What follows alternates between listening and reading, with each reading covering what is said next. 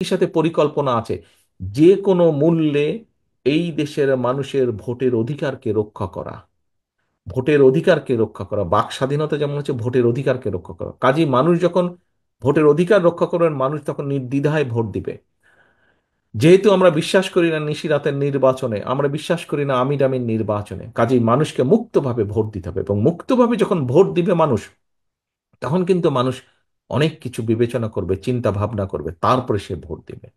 এবং তার সেই চিন্তা ভাবনাকে যদি আপনার পক্ষে রাখতে হয়, তাহলে কিন্তু জনগণের আস্থা আপনার পক্ষে থাকতে হবে। আপনার প্রতি জনগণের আস্থা রাখতে হবে, এবং জনগণের আস্থা যদি আপনার পক্ষে রাখতে হয়, তাহলে আপনার আচার আচরণ কথাবার্তা সকল কিছু সেরকম থাকতে হবে। প্রিয় সহকর্মীবৃন্দ, আগেই একটি কথা বলেছি, আপনি হচ্ছেন আপনার এলাকায় জনগণের প্রতিনিধি। আপনার এলাকায় জনগণের প্রতিনিধি। আপনি এত বছর যখন কষ্ট করেছেন, এত, এখানে যারা উপস্থিত আছেন 3 জেলার, আমার কাছে তো মনে হয় এখানে যারা, যেই কয়টা মানুষ উপস্থিত আছেন এখানে, হিসাব মতে আজকে আপনারা উপস্থিত আছেন আহ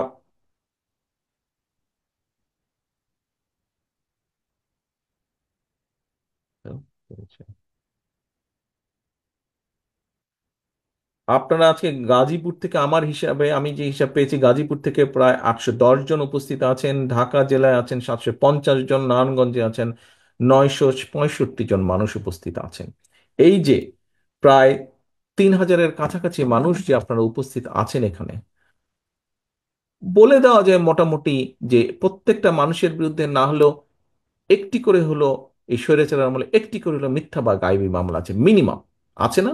প্রত্যেকটি মানুষের নামে আপনাদের আছে। এই যে হাত তুলেছে সবাই, না গাজীপুর থেকে আছে।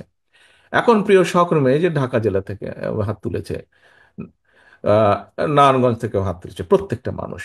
এখন এই যে বিগত 15 বছর আপনারা এত অত্যাচার, নির্যাতন, মিথ্যা মামলা, গায়েবী মামলা সহ্য করেছেন। আমাদের বহু নেতাকর্মী আছেন, বহু নেতাকর্মী আছে যাদের স্বজন মারা গিয়েছে, আপনজন বাবা মা মারা গিয়েছে, তাদেরকে হ্যান্ডকাফ পরিয়ে জানাজায় নিয়ে গেছে। আমাদের সহকর্মীবৃন্দ হ্যান্ডকাফ পরা অবস্থায় হাসপাতালে ফ্লোরে মৃত্যুবরণ করেছে। আমাদের সহকর্মীবৃন্দ হাত করা অবস্থায় জেলের ভিতরে মৃত্যুবরণ করেছে। যেই দলের নেতাকর্মীরা এত অত্যাচার নির্যাতন সহ্য করে এই পর্যন্ত আপনারা এসেছেন, এই পর্যন্ত দলের ঐক্যকে ধরে রেখেছেন, এই পর্যন্ত জনগণের আস্থাকে ধরে রেখেছেন, আমাদের ভেতরে যদি কেউ নিজের স্বার্থ হাসিলের জন্য এই আস্থার কে আঘাত করে, এই আস্থাকে, বিশ্বাসকে, জনগণের আস্থা বিশ্বাসকে নষ্ট করে নিজের স্বার্থ সিদ্ধির জন্য, ব্যক্তিগত স্বার্থ সিদ্ধির জন্য, আমার অনুরোধ থাকবে আপনাদের সহকর্মী হিসেবে, প্রত্যেকের কাছে অনুরোধ থাকবে, আপনাদের নেতা হিসেবে আপনাদের প্রত্যেকের প্রতি আমার নির্দেশনা থাকবে, শক্ত হাতে সেই লোকগুলোকে দমন করতে হবে। আপনাদের শক্ত হাতে সেই লোকগুলোর বিরুদ্ধে আপনাদেরকে ব্যবস্থা নিতে হবে। কেন নিতে হবে, কেন আপনাদেরকে এই কথাটি বলছি? আগেই বলেছি, 3 জেলার আপনারা যারা এখানে উপস্থিত আছেন, প্রত্যেকে আপনারা কিন্তু আজকে এখানে নেতা হিসাবে উপস্থিত হয়েছেন।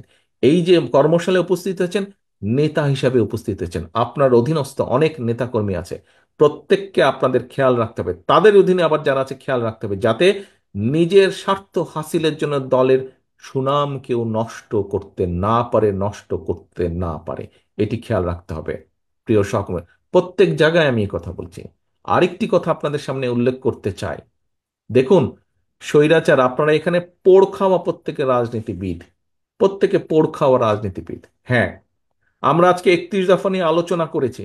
31 দফা নিয়ে আমরা 31 দফার ভিতরে আমরা দেশের শিক্ষা নিয়ে আলোচনা করেছি, দেশের মানুষের স্বাস্থ্য নিয়ে আলোচনা করেছি, দেশের যুবকদের ভবিষ্যৎ প্রজন্মের কর্মসংস্থান নিয়ে আমরা কম বেশি আলোচনা করেছি, দেশের শিল্প নিয়ে আমরা আলোচনা করেছি, কৃষি নিয়ে, মহিলা নারী সমাজকে নিয়ে আমরা আলোচনা করেছি। প্রত্যেকটি, প্রায় অলমোস্ট প্রত্যেকটি কম বেশি সাবজেক্ট নিয়ে আলোচনা করেছি।